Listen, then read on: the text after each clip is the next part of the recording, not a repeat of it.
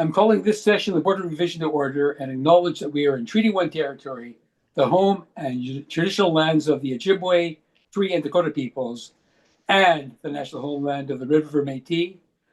Our drinking water comes from Shoal Lake 40 First Nation in Treaty 3 territory. My name is Harvey Diamond. With me today are Kent Seelan and Bill Moretsky.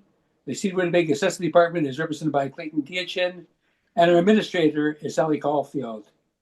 We'll be hearing an application revision of the assessment rule in accordance with the Municipal Assessment Act. The matter for which the revision is requested is described in the application. We will limit discussion to that matter.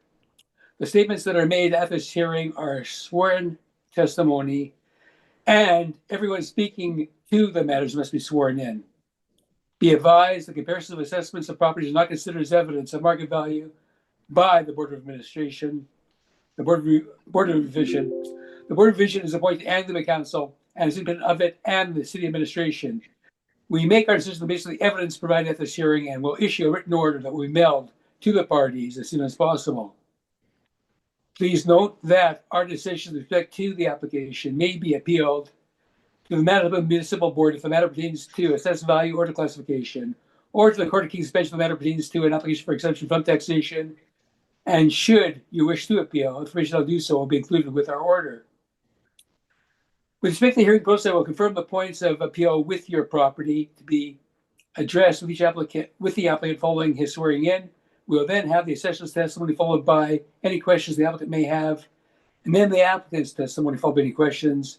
On both sides will have an opportunity to summarize if they wish to do so. Once the evidence on the application is brought forward, the party may leave, and you will receive, the board will deliberate in private to make its decision, and you receive the board's decision versus mail as soon as it's available. As information, all public hearings are live streamed, recorded, and will form part of a public record. And today we have items 1 and 2 on our docket. And Ms. Caulfield, if you could please, at this point, affirm Mr. Diachin and Mr. Neufeld. Mr. Assessor, please state your full name. Clayton Diachin. Do you affirm that the evidence you are about to give at this hearing will be the truth, the whole truth, and nothing but the truth? I do. Mr. Neufeld, could you please give your full name? Rocky Neufeld. Do you affirm that the evidence you are about to give at this hearing will be the truth, the whole truth, and nothing but the truth? Yes, I do. Thank you. Okay, the first property on our docket today is the property at 1963 Henderson Highway. Mr. Diachin, if you could just read it in, and then we'll question Mr. Neufeld how he wishes to proceed on this matter. Okay. So the file number is 24-4000. The roll number is 040072555825. Address is 1963 Henderson. The assessed value is at $1,232,000. And again, there was a assessor's advice that was sent out on April 20th, 2024 that wasn't under appeal. So at this time, I seek confirmation of this current value. Thank you. Thank you. And Mr. Neufeld, I understand that you've got no objection for this matter to be confirmed. That's correct. Okay, thank you. We'll then proceed on to the item number 2 on our docket, which is the property at 434 Archibald Street. And Mr. Diachin, when you're ready, you can please proceed. Sure. So this one's file number 243740. Roll number 060513033600. The address is 434 Archibald Street. Assessed value is at $1,016,000. It is a office property, 60T. It is 3 buildings, 7 premises, built in 1964 to 1990. The total leasable area is at excuse me, 8,579 square feet. Continue on to my page 4 or 3. Just a couple exterior photos of the building. And then page 4 is some aerial views of the buildings on the property. So you got the main building and then the storage warehouses at the top and on the right side of the screen. On the page 5 is just the breakdown of the income for the property. So the first income stream is just the OFS. It's comprised of a bunch of different premises of C2 and C6 storage. The only one that's basement, from my understanding, is premise 2804 at 400 square feet. That's 466 a square foot. Yeah, so the range for the rent per square foot's about 466 to 884 for this building. And I believe I didn't get the blended rate of it. I guess I could quickly calculate it. I'll just continue on for now. Excuse me. The vacancy is 6% for this building. The expenses are at 3%, and the shortfall is at $8 per square foot. Brings NOI to 39,057. With a cap rate of 6.1%, brings the value for this portion to $640,000. Yeah, the blended rate's 760 for this building total. And then continue on to page 6 is just the second income stream. So this is the storage warehouses that are at the back of the property. They total 2,521 square feet at a rate of 860 a square foot. Brings the potential rent to 21,681, the vacancy at 3%, expenses 3%, and the shortfall at $4 a square foot. Brings the NOI to 20,097 with a cap rate of 5.35%, brings the value for this portion to $376,000. And then page 7 is just the summary of these two premises and the total for each line, and the total value of $1,116,000. And page 8 is the rent comparables. The first one's being OFS rent comparables. So you can see they range from $10 to $19.85 a square foot, with an average of $15.86 and a median of $15.33. Yeah, I tried to find properties in the area with relatively similar square footages. And then the second table is just the storage warehouse comparables. Again, tried to find some properties in the area.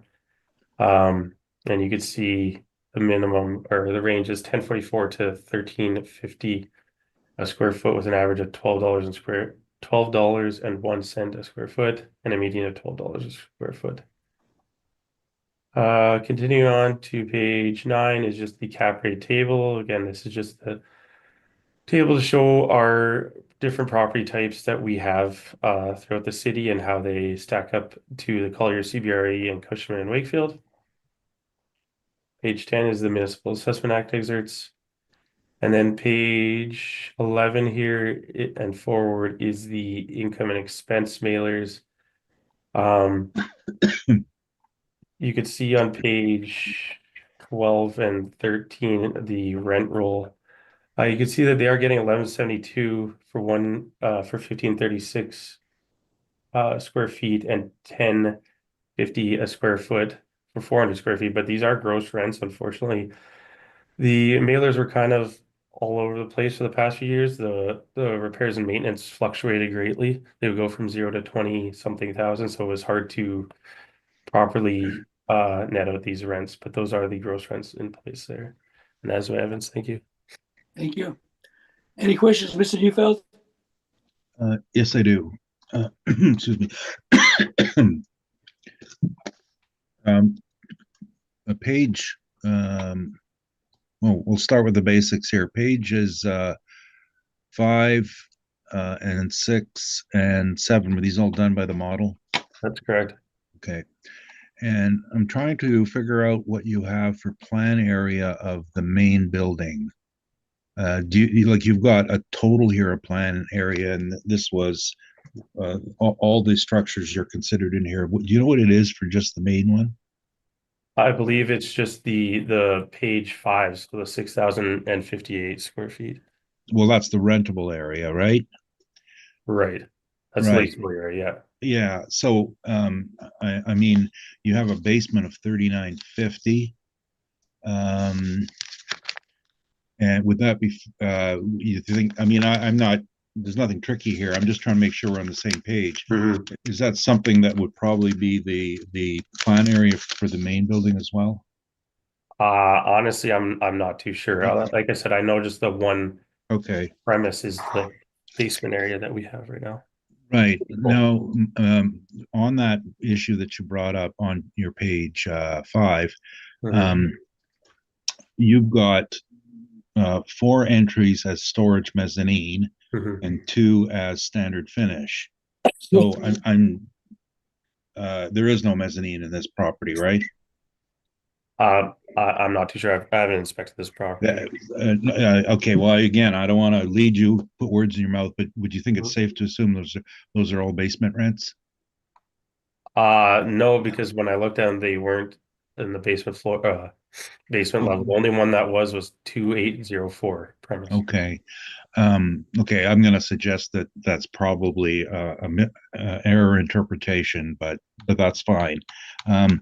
The um, as the I'm looking at the landlord, the owner's statements here, Mhm. and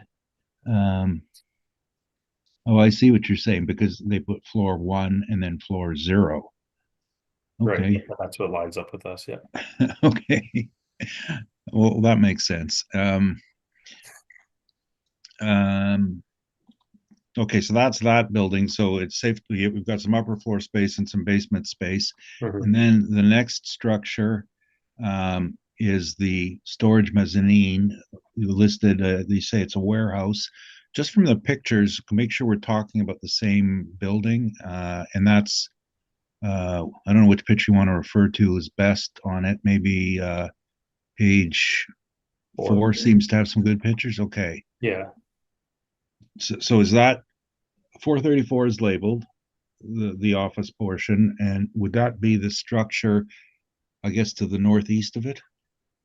Yeah, like right above it, essentially. And those other 2 structures are not part of the floor space, or Uh, are they? I'm not too sure. It was hard to determine fully. The other one on the right side might be part of it, but I wasn't able to confirm that. Okay, all I right. don't believe the one at the very bottom would be though. The But the garage with the open yeah, the one side. that's just open. Yeah. No, that's yeah. Okay, now on that picture, page where it's marked 434, Yeah. there's some equipment on the rooftop that would be identified as a furnace and an air conditioner. Is that correct? I would believe so. And there's a chimney. Uh, yeah, maybe. I'm not too sure. Well, yeah, you can see it in the other pictures from the Oh, side view. any? There's a Okay. chimney. Any chimneys in the other buildings?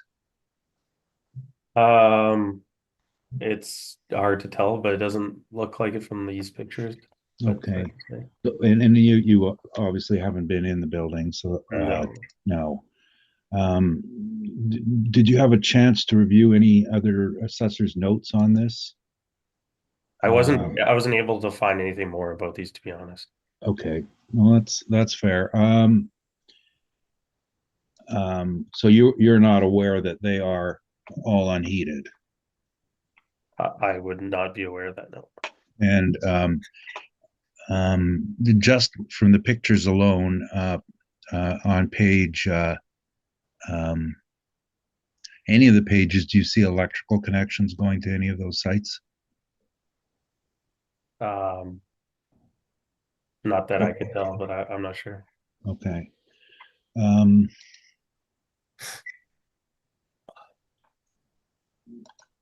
so just give me half a second here. I just wanted to double check some measurements here.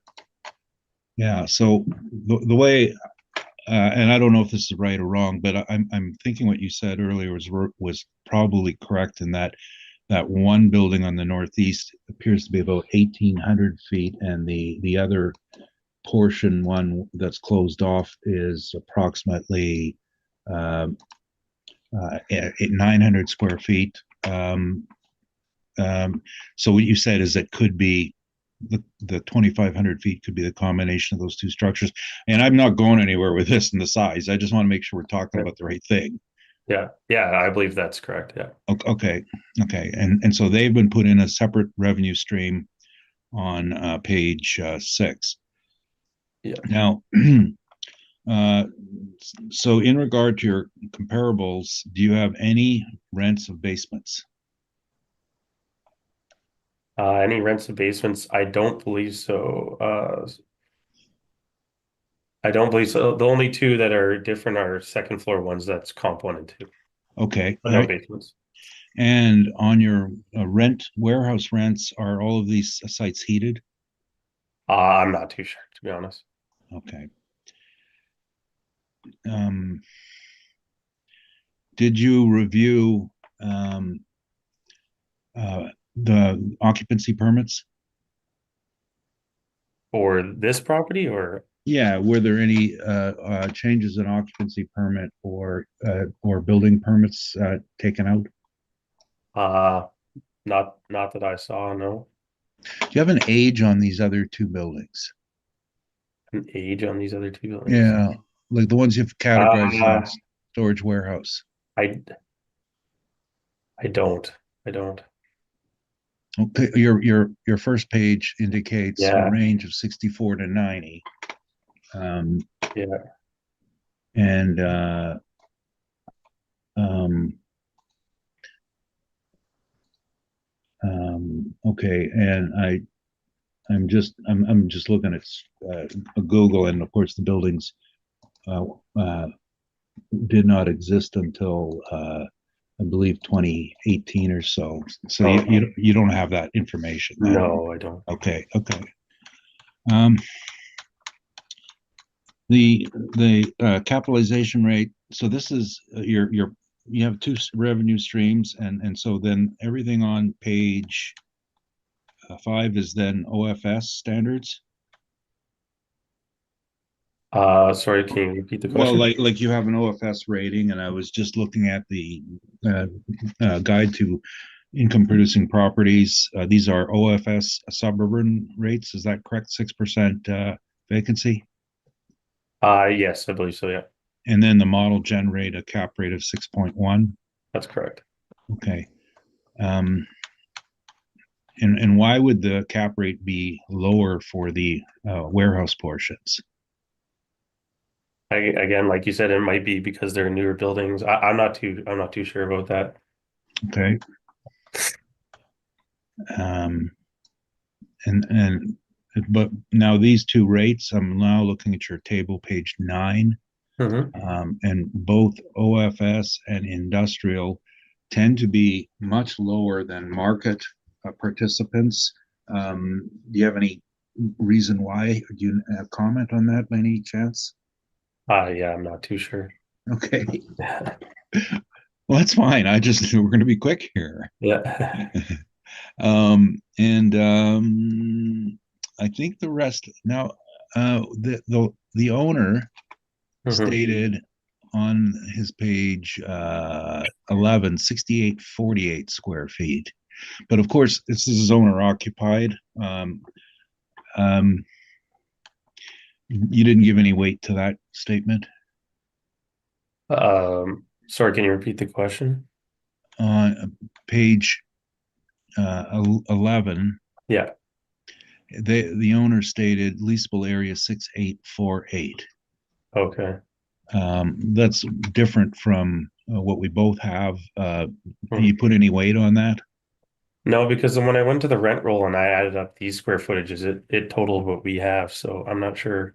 Yeah. If that's not including the storage, maybe I'm not too sure. No, I didn't ultimately. Now I'm just puzzled about something here. When this, and you may not know the answer to this either. On page 12, this rent roll that's listed, this was obviously filled online, right? Yeah. Yeah.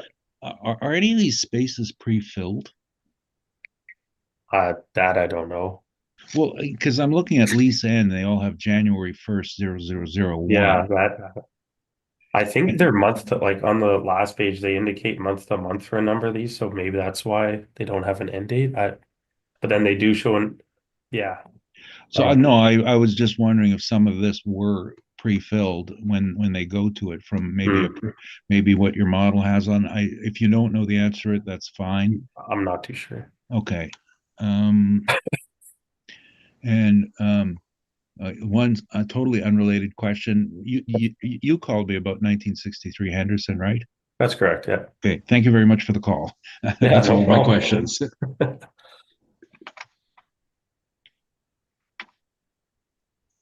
Hey, Mr. Shealy, do you have any questions?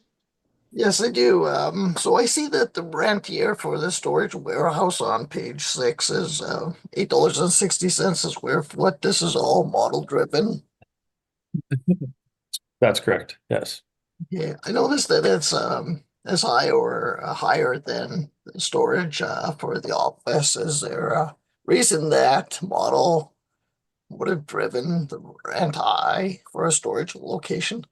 I'm not too sure. They're different types of properties. Again, like this might be a newer building that might take into account. Besides that, I can't speak too much on it. Okay. That's all my questions, Mr. Chair. Thank you. Thank you. Mr. Boreski, do you have any questions? Yeah, some along those lines, you have in your comparables for the office an average of 1586, 1533. And for the storage, you have an average of 1201 and a median of 12. So that's kind of what, what maybe non-layperson would think that the storage would be less in the office. And your comparables seem to bear that out. Yet on your model has actually put the rent higher on the storage. Right. Comments to that? Again, this just the same thing. They're different. They're different buildings. That, like Rocky said, they might have been built in 2018. The main OFS building is quite old and dated. That's all I can really say to it. So the model determined that by the age of the structures. Then that's how it That would came definitely out. that would be taken into consideration for sure. Yeah. Right, right. Okay, on page 11. This is an owner occupied building, correct? Partially.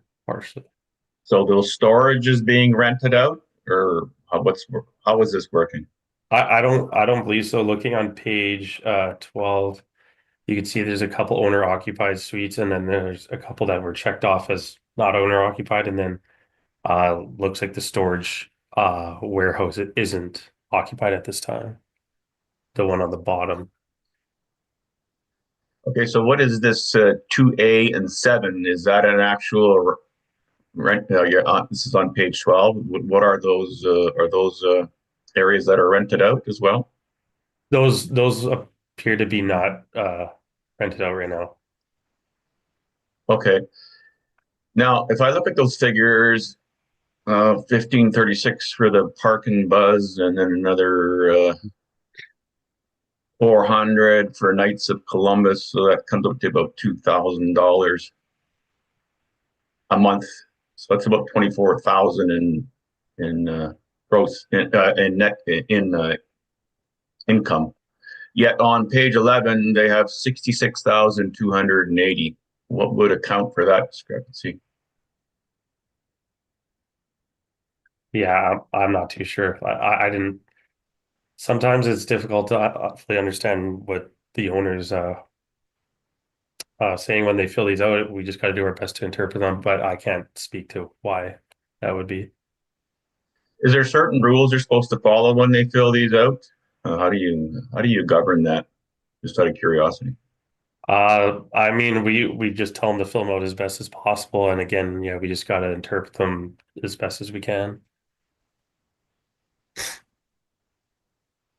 Okay. Yeah. So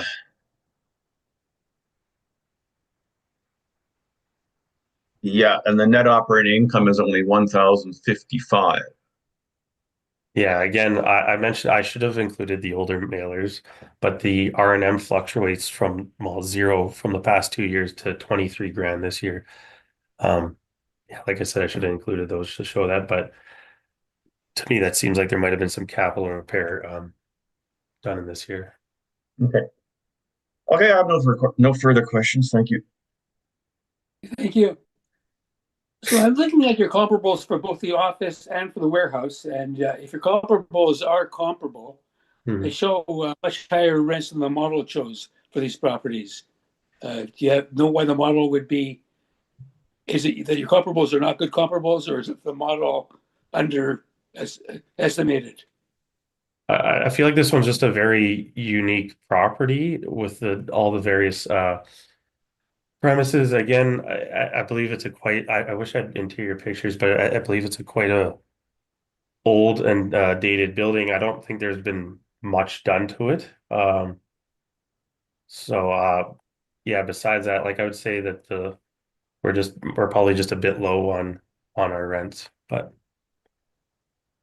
Okay, well, you may be a bit low in your rent, but it looks to me like you also, Hmm. for a building like this, the cap rates look pretty low as well. 610 for the office and 5.35 for the storage. I think 6.10 is quite reasonable. It's near the middle of the range for our OFSs for the Yeah, but you 20 to indicate it 30. was really an unusual property that doesn't seem to be like a middle office property. It seems Uh, to be more lower end, which is why the rent's lower. You indicated. Again, yeah, like I mean, the rents could go up and then the cap could go up as well. Like I don't know, it's just yeah, I don't know. I can't really speak to it much more than that. Okay, and 5.35 on the storage. Why would that be so low? Yeah, again, I don't deal with storage warehouses too much, but as the applicant stated that he believes that the buildings were built in 2018, so that probably has something to do with it, that they're relatively new. These buildings are all in one title, so they couldn't be sold separately. There's only, although you have two streams, there's only one owner can own both streams. Isn't that correct? I'm not too sure. That's a good question. Well, it's on one title. It's on one roll, Yeah, it's on one roll. Yeah, sorry. Unless one they, tax roll. yeah, So how would you separate them? yeah, I'm not too sure. So why would they have different cap rates? Because they're different property types. Yeah, but somebody buying it is looking at the all in. I can see maybe having an amalgamation or something, which I see you do have. It comes out to 5.82 if you average it in your Right. on your page 7. You showed us 5.82, I guess, taking both Mhm. into account. But that still seems really low. I mean, according to our table, it doesn't seem like it's that low. I don't. Okay, yeah, thank you. I have no further questions. Mr. Neufeld, your evidence, please. Thank you. It's just referring to the aerial photos, and I think the assessors got a better one to speak to on his page 4. So the main building is, we're not really have an issue with it at all, whether it be income or sizes. We're very similar. So I don't want to waste the board's time speaking to stuff that doesn't matter by much. What the assessment department has added is the building to the northeast, and this is an unheated storage building. In the front of it, where there's an awning, there is a very small office area of it's about 8 by 12, and there is a space heater in it, a portable space heater. The rest of the so that doesn't count as heated either, and the rest is just for cold or unheated storage. All these buildings, and I was incorrect on the date. I actually have it pinned down to 2012 was when this building to the north was constructed. The second building that's on the roll is the beside the garage. You see the garage with the open doors. This is another storage building, And this was it was reconstructed in 2005 after a fire as accessory storage. And again, neither of these are heated, and the dead giveaways are always lack of chimneys, lack of power lines going there. The lighting is provided by an extension cord from the main building, and I've been in there numerous times in these buildings. They're not rentable, and I wouldn't even put a token rent on them because of the quality of construction. It's to keep their building materials, as a construction company, to keep their building materials dry. That when they're on being before they're being shipped to site, they'll, often a lot of their materials will be brought here for delivery, and then they'll be transported to their construction site to install.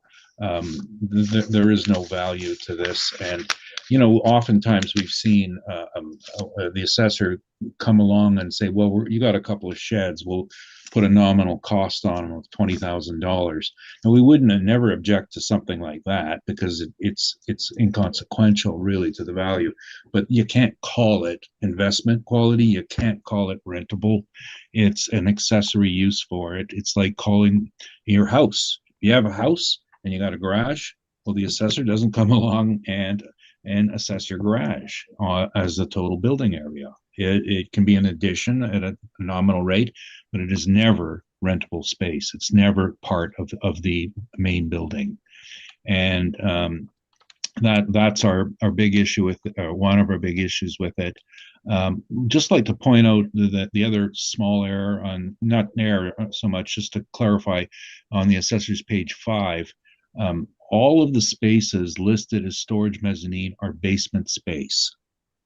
And the owner occupies 3424 on the upper level. And the reason, I don't know why there's a 400 like this. I noticed the owner did it too. I think it was their affiliated company, Discovery Homes, had it set aside maybe for business tax or something. But they have 3424 in the main. The building is about 3,950 square feet. I went out in the cold one day and measured it. And the common areas, of course, subtracted, as are the stairwells. The basement is, this is not something that's really in demand on the market.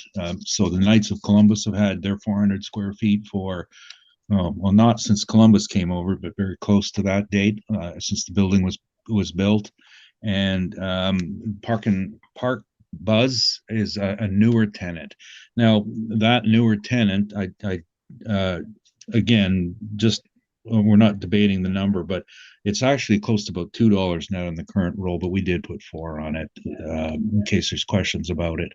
And that's been for years, approximately, they've been averaging $4 net on the basement space. And that's why we used it. But again, that's not in dispute. So it's whether or not the accessory buildings are leasable, no. And then the next issue is the capitalization rates. This is an old contractor's office in St. Boniface Industrial. Investors aren't knocking the doors down to buy these to rent them out. This is a user building of absolutely almost marginal to no interest in the investment market. It would not command a cap rate. So hypothetically, if you were to put one on, you would be looking at something like we have, about 8.25, if for a solid tenancy. And that's location, size, configuration. The picture, by the way, on page 2, it's sandwiched between, it's got rail right of ways on the north side and Archibald curving in front of it on the other side. Not a great location. It works for the contractor, but there's no demand for this sort of product on the market. Basement space, of course, is extremely poor for any reliance on the investment, because usually in the investment world, if you saw someone who had a basement rent, most people who are looking at purchase decisions would discount it entirely from their consideration as being an accessory income. And I'm just speaking of how the way the investment market treats it and the age of it. So in our Collier's rating, we had 8.2 Our B buildings, which is as low as we go, is 6.5 to 7.5 is a range. This is sub B. So the 8.25 is where it would likely settle in the market if offered for sale as an investment property. Don't think there's anything more I need to add to this. There are some comparables, and all of these are office space in industrial neighborhoods. But again, we don't dispute the assessor's rents on the total package on the real building. We're $1,000 apart. You'll note vacancy, we went lower because we were looking at a mixed vacancy rate of industrial and office, and minor differences. We also went lower than the city's shortfall, but we went higher than them on non-recoverables. If you want to even us out, our numbers should come up to the same methodology, the same mathematical formula that goes from potential rent to NOI. You will not see a difference there. So 37,270 is what would be deemed to be a rental value on the property, and and I know this isn't relevant, but the last year is under appeal. At that hearing, we've been it's really the debate on this space, and I am 100% sure any assessor comes out to the site and looks at it. We have had one in the site in 2018 who looked at it and agreed, said, yeah, you're right, it's not leasable. So we just have to, I don't know, we have to keep having to file appeals and then bring an assessor out to the site and show them what it is, and we will come to agreement on it. I think that on paper it looks a lot nicer than it really is. That's my presentation. Thank you, Mr. Ditchin. Any questions? Just a couple. Sorry, I guess I might have missed it, but how did you come to your rents that you used? You would just we looked at comps and the ones we had listed there, and you know, it was $10 for basic office in an industrial neighborhood on upper level. The $4 was mostly based on the performance of these. I've worked for this company since oh wow, 2004, 20 years, and this is what they've been getting for their basement space for that long. It goes up because they're gross. So last year it was $2 net. The year before it was $4. We just put in $4. So you were using the actuals that were in place? Yes, that's correct. So I'm not sure if we put in comparables for basements here. No, but because they were indicating 1050 a square foot gross rent for the basement. How did you net that out to 4? Well, if you look at the expenses, they were this particular year $64,000 on about 6,000 rentable. So that's 1050 a square foot, roughly almost 11 a square foot. You subtract 1050. Well, I was looking at Park and Buzz, which is $12. $12 minus 10 is 2. Okay. But last year it was higher. Right. But last year was different because there was no R&M, correct? Well, there was a different R&M, yes. So did you take an average of like the 3 years then? And Well, then yeah, we'll call it a 20-year average. I've seen them 1 year. I think they went as high as 550 because the expenses were extremely low, and then other years they were at $2. So you know, this isn't something that flows and ebbs with the marketplace. This is just space that opportunity, but perhaps you know, what we call it is a contribution to overhead, not income. okay. I guess just looking at your comparables quick. 125 Fennel. I don't know about anyone else. I can't read a single word on. I agree with you. But so I'm not going to go into those. This is revenge on assessment presentations I can't read, right? Yeah. The Fennel is yeah, you got to see the column. It's the fifth from the right, and I believe it's I don't know, $6, $7, $8. Okay, that's fine. And the one below is this is a mix of gross and net. Uh, okay, I guess my other question is, so I believe Fennel and Buffalo are both flex warehouses, Um, industrial, like well, mixed. Fennel was built as a flex warehouse, but all of these are new tenants. Hmm. So whatever rents are listed below are for the build out space. Okay. And that's why there's going to be a range. So there's some tenants will take the bare space and use it as storage, and there's some that'll get a build out to office and they'll pay the rent based on it. Both Buffaloes were in an industrial neighborhood, and they have a mix of building uses. Most of 1465 was built as office. This is the front building, and at the rear they have industrial buildings. Whereas 1479 Buffalo is the upper level was built as office, and the lower level was a print shop, but it was demised with small spaces easily convertible to office. And it's not basement so much, it's lower level because it's like a split level. Okay. Okay. And then looking at 1479 Buffalo, looks like a couple expired prior to the reference date. Do you have the updated leases for those by chance? Oh, I see that. No, wait a sec. Top one expired. Yeah, yeah. And then 102B. One, yeah, I see that. Yeah. I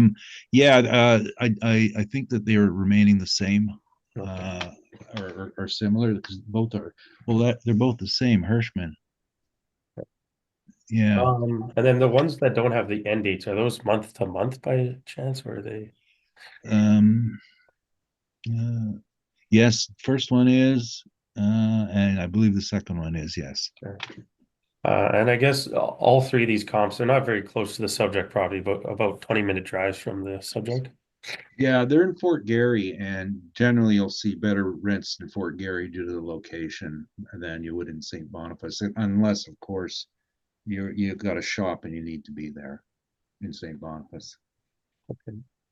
I guess just last quick question. How did you calculate the cap increase exactly? I see your chart here, but I'm just trying to understand. Is there mathematical like percentages per point? Yeah, yeah. If 6.5 is the absolute best property, and then each deduction on points works out to about 1/10 of a percentage increase in the rate. So if you're deficient by 21 points, it goes from 6.5 to 8.23. It's a little less than 1 point. And the idea is if you read it and you say, "Oh, I don't believe you. I don't like what you're saying. I'm going to change it." Go ahead, change it. Be flexible. And if someone said that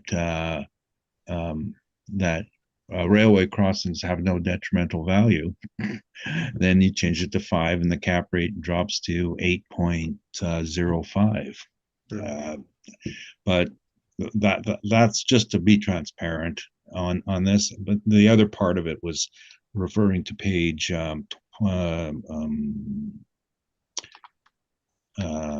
35, and looking at two things, both the suburban office and industrial, because of the area.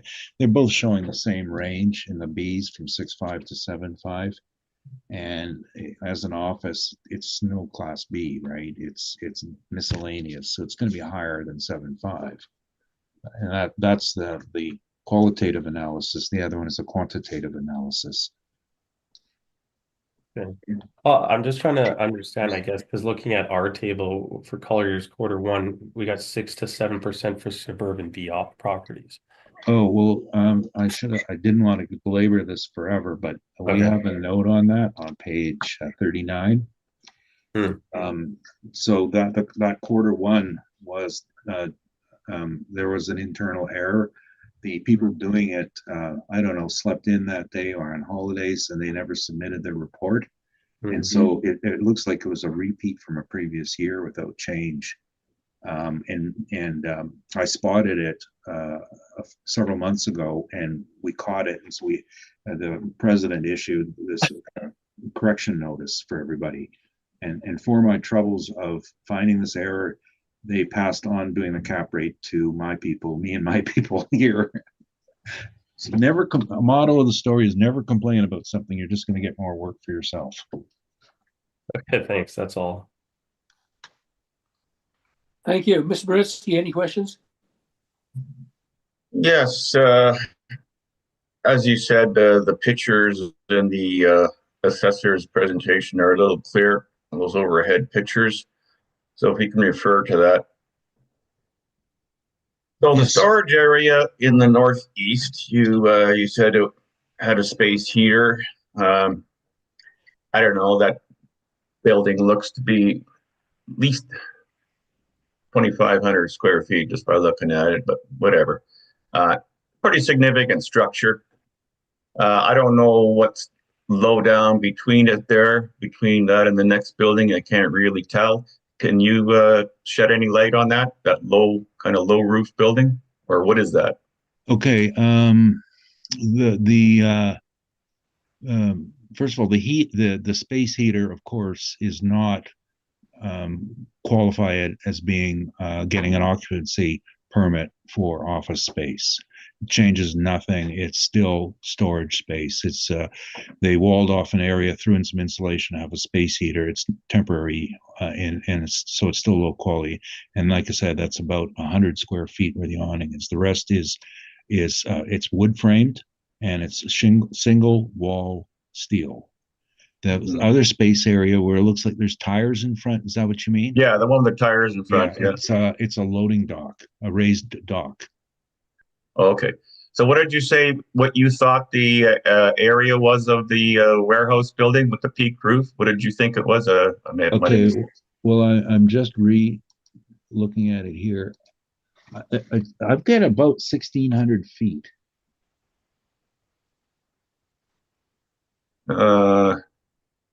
It almost looks to me almost to be as big as the office. Oh, it's an irregular shape. So it's and it's not. It's a fair bit smaller. I'm sorry. I'm looking at Google Earth, which I've changed the viewpoint to be completely overhead. And when you look at it, it's about half the size of the office building. Okay, well, I don't want to belabor that, but anyways, then you have that structure. You have the one with the tires against it, loading dock, and then you have that other kind of garage with man door, garage door. Seems like a pretty new structure.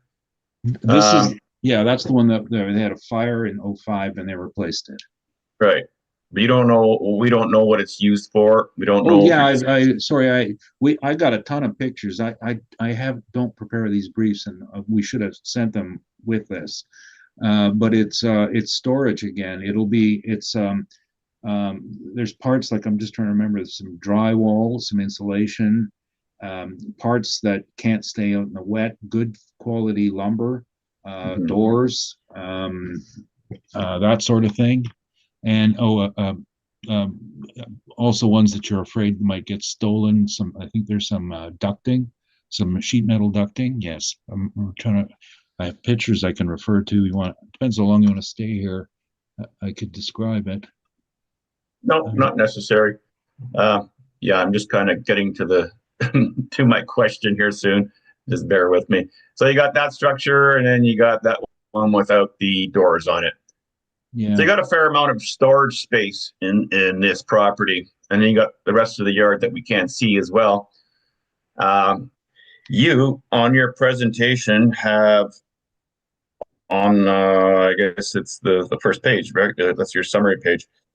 You've basically got the area of the office area. That's what you've used. You used that area, 6,058, correct? Yeah, that's the rentable on that office building, upper and lower levels. And that's all. Okay. So Are you saying that those storage buildings have no value? Are you saying that? Well, no, okay, be clear. What I'm saying is they are not leasable areas. You're not going to rent these from someone and rent it. They have accessory use value. Yeah, but do they have any value is my question. They like a garage would, like an unheated garage would, right? What do you add a garage to your house? What does it cost you to build? $20,000 or so? Yes, something like that. I don't disagree with that. It's just Okay. you're not going to rent them for $8 a foot. My question, I guess I'll redirect it then. How did you capture the value of the storage areas in your workup? How did you capture that value? I did not. Whatever you think it is, how did you capture it? Nothing. I didn't capture it. Didn't capture it at all? Okay. No. There's a skid steer in one of the buildings. I have the pictures here, but again, we should have submitted them. Because you even said the northeast one was built in 2012, so it's fairly new structure, right? But that one's 12 and the other one I believe is 2005. Yes. Okay. I have no further questions. Thank you. Thank you. Mr. Seelan, any questions?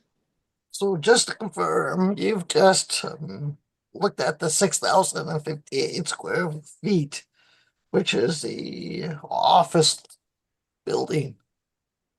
That's correct. That's all my questions, Mr. Chair. Thank you. Thank you. So, Mr. Neufeld, this property is got I see an M2 manufacturing zoning, Yes. and it's larger than 3/4 of an acre. It's 34,824 square Right. feet. Yes. Okay. That's about right. Yes. Okay, and if the land alone, how much would that be worth? What, $50 a foot at the very, very minimal? In St. Boniface Industrial, I don't know. I Yeah. haven't looked at any lately. I know that we had a hearing the other day on some St. Boniface Industrial, the old industrial one, and I think the number was 300,000 an acre that the parties were looking at, both ourselves and the assessment department, for land like this.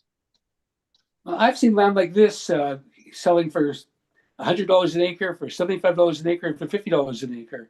I mean, not an acre. I'm talking about a square foot. No, there's no way. That's square foot, this would entirely be well no. over You're $1,700,000. no, not a chance. I mean, and I know you're presenting evidence here, and so I'm going to be a little more vigorous in my response. Well, I'm Absolutely no, absolutely no way. That Okay, is so utterly out of the market. You're looking between 300,000 and 400,000. So how much would this land be worth a foot? Between a foot, $7 to $9 a foot. Okay, that's your evidence. Okay, well, I can't. Okay, and you think it would have an 8.25 cap rate? Yes, that's our estimate. And as you reiterate, the other buildings have no value. They're not rentable, and they're worth what they cost to build. Okay, sorry, my answer is a little bit difficult because as an appraiser, I can't, we're talking about land values. I got to do an appraisal when someone asks me a value, or I can't answer the question. So I can relate what has happened in other places as I did with the land. But on this concept of how much value they have, I want to stay within my professional standards. I would say that it's like having a garage on a house. And how much do you add for a garage on a house? I've seen $10,000 to $25,000 for a garage. That's not inappropriate to attach to these buildings. I've also seen that same number been added for outside storage spaces on other appeals. And I don't think we'd have any objection for a nominal amount like that for outside storage to get your your products out of the rain. But that's the point we're making is that it's not an investment value in any way. No one's going to pay extra for it because you're going to get more rent from any of these buildings, not in the least little bit. So it's like having fencing. You've seen assessments come forward, they've added fencing sometimes to it, or an outer building. That's okay. So if I was looking at this, I'd probably say, well, maybe well, thank you. Add 20. You answered my questions, Mr. Neufeld. 25,000 a building. I invite you both if you want to make summations. And Oh yeah, I guess just quickly, yeah, I believe that these storage warehouses still hold value. You may look at the cap rate and might feel on the low end for these buildings, but I think our very low rents account for this. Thank you. thank you, Mr. Neufeld.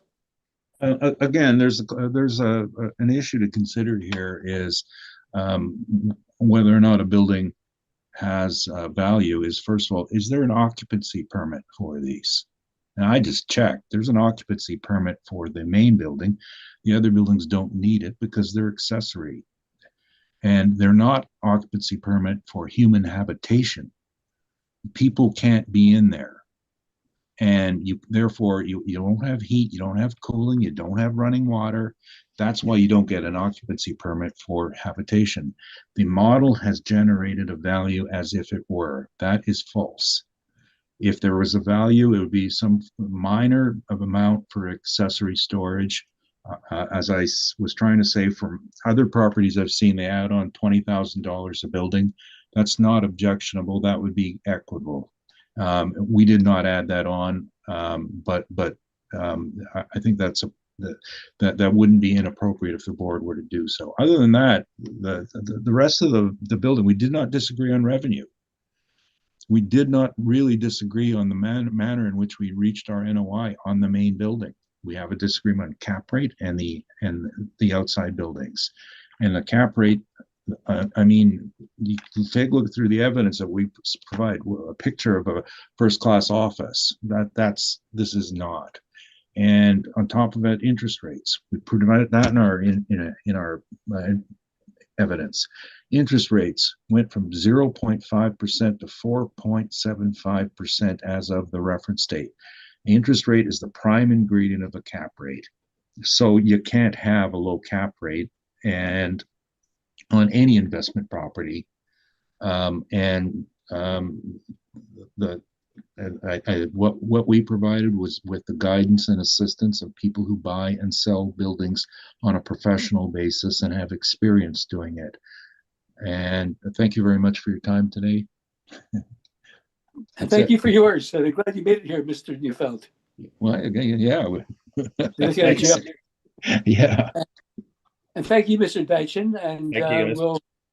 So we've now heard all items on the docket today. We're going to close this hearing, and you'll get a decision very, very soon. Thank you. Thanks. Have a good day. Thank you, gentlemen. Bye. Thanks.